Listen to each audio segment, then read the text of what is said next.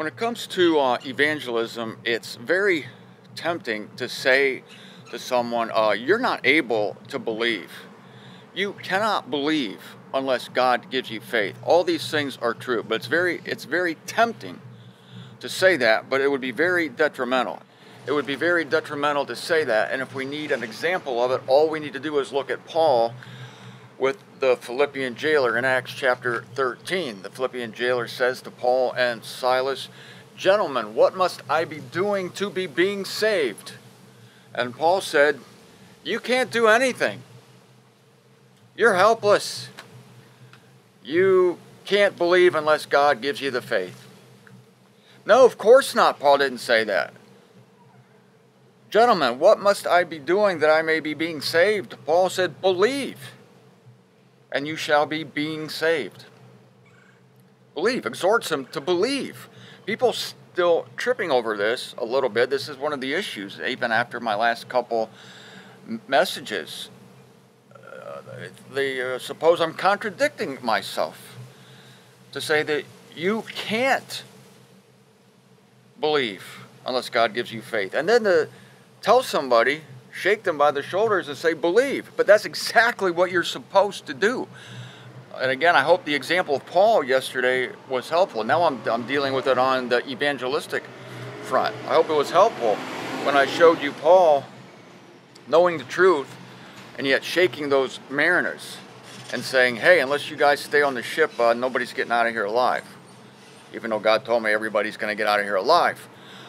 So I gave the truth to someone recently, and it's very tempting to say. It's very tempting to say, you can't believe this. And I was explaining the gospel to someone, and she said, what am I supposed to do about it? I'm like, believe it. Just believe what I'm telling you. I said, this is very simple. Very simple. What I presented to you was the gospel, and I said, just believe it. Come on. Come on.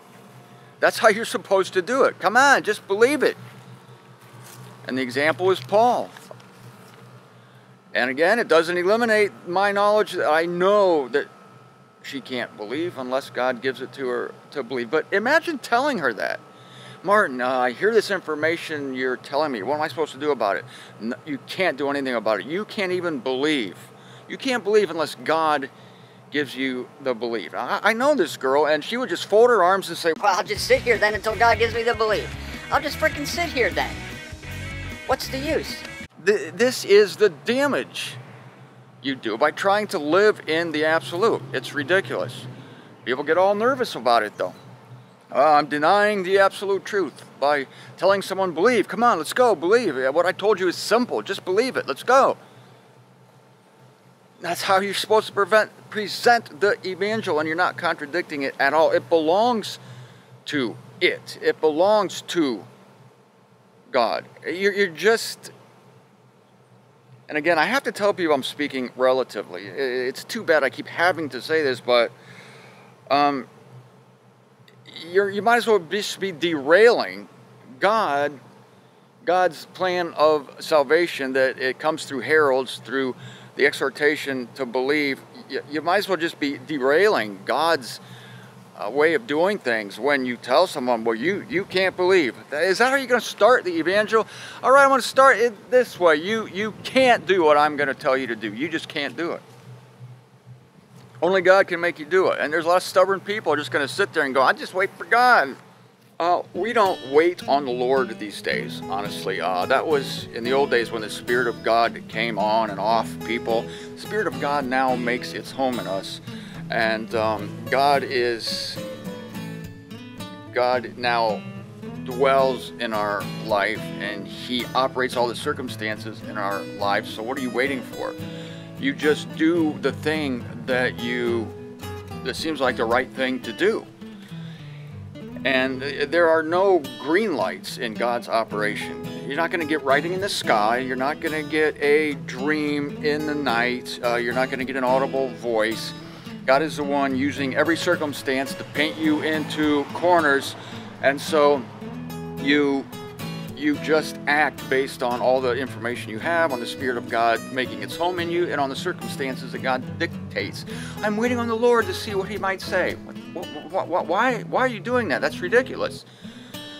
God is speaking volumes through your circumstances. If your house is burning down, are you going to seek the will of the Lord? I just want to see what God would have me do. God would have you get the hell out of the house. All right, that's an extreme example, but it's the same principle. It applies down the line to even the most mundane things in life. I'm just going to wait for God to tell me which pants to wear today. Look at your shirt and wear a pair of pants that match. Okay, those are the circumstances God gave you. The temperature, what's the temperature out? Is it 90 degrees with 80% humidity? Wear shorts. If it's cold, wear jeans. I mean, you don't wait for God to tell you what to do. No, you don't do that. Otherwise, you're not even trusting that God's operating all in accord with the counsel of His will. You're not even trusting the circumstances. Here's a fun little absolute and relative discussion for you. Got two guys. One says the rain comes from God. One says, no, the rain's coming from that cloud up there. It's raining. Yes, it's raining. One guy says the rain comes from God. The other guy says, no, that rain's coming from the cloud. This is a ridiculous argument, but I'm going to explain it in light of the absolute and the relative. Which one is correct? Which one's correct? They're both correct. The rain is coming from the cloud. Yes. But it's also coming from God. God sends the rain. One's the absolute viewpoint. Now we're talking about viewpoint. Absolute viewpoint is God sends the rain. The relative viewpoint is it is coming from the cloud. Here's the mistake. Here's where the argument starts. Here's where the stupidity starts. The stupidity starts when the guy who says it comes from the cloud insists that that is the absolute. He insists that there's no cause above that one, that there's no cause above the relative cause. And this is idiocy. But unfortunately, the same argument happens with human free will people. For instance, Pharaoh. You see Pharaoh hardening his heart. Well, what happened? How come the Israelites didn't get let go today after the plague of frogs? Somebody says, well, Pharaoh hardened his heart. Was that true? Yeah, it sure was. Pharaoh hardened his heart. Another guy says, yeah, but I got inside information. I heard that God told Moses, before Moses even went to Egypt, that God was going to harden Pharaoh's heart.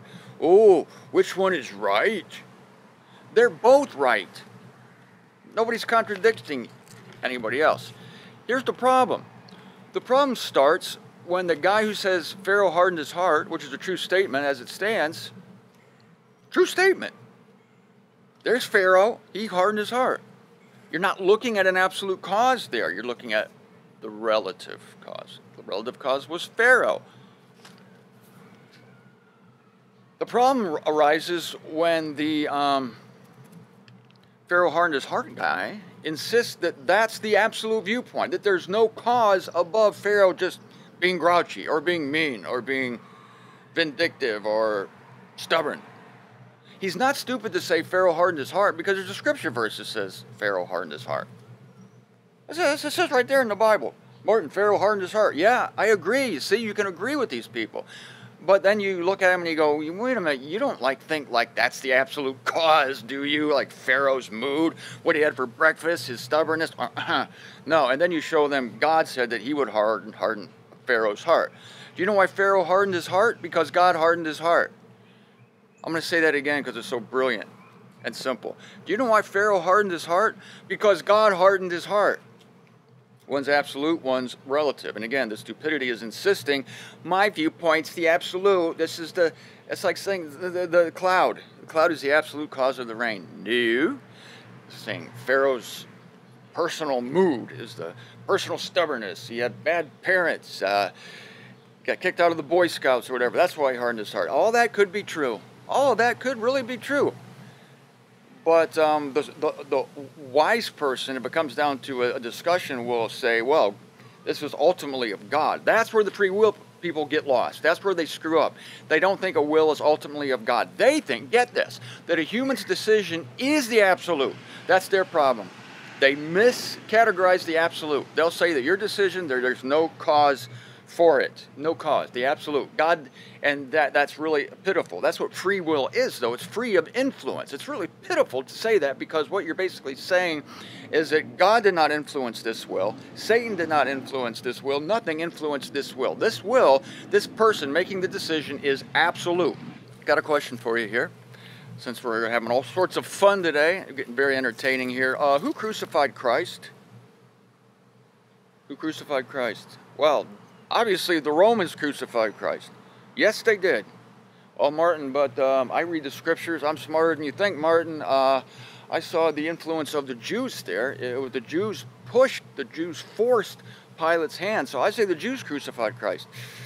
Yeah, well, you're right also. In fact, if you want to get real specific, real relative, we could say that only one Roman crucified Christ, because he's the one that actually drove the nails. That guy, Joe the Roman, crucified Christ. That's true. What if the guy who said Joe the Roman crucified Christ, what if he said that's the absolute viewpoint? That's the stupidity, again, coming forth in another example. Yeah, Joe the Roman crucified Christ.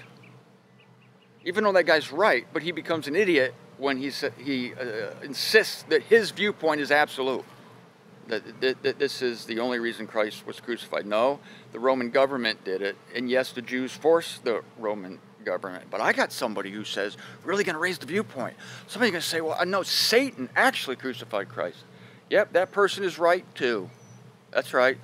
Satan crucified Christ. But then I got somebody really going absolute, and they claim to have scriptural proof for it, that actually it was God.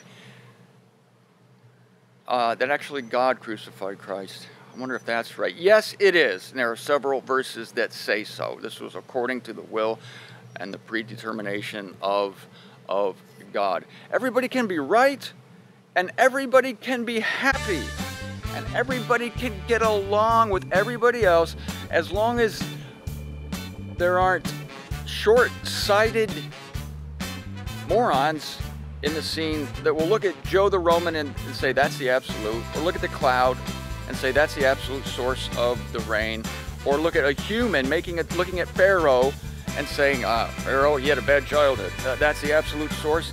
Give me a break. It is a source, yeah, and I'll acknowledge it, but it's not the absolute source. And as soon as you start insisting on that, like the free will people do, you've screwed up your argument, and you will look foolish, especially in light of this video.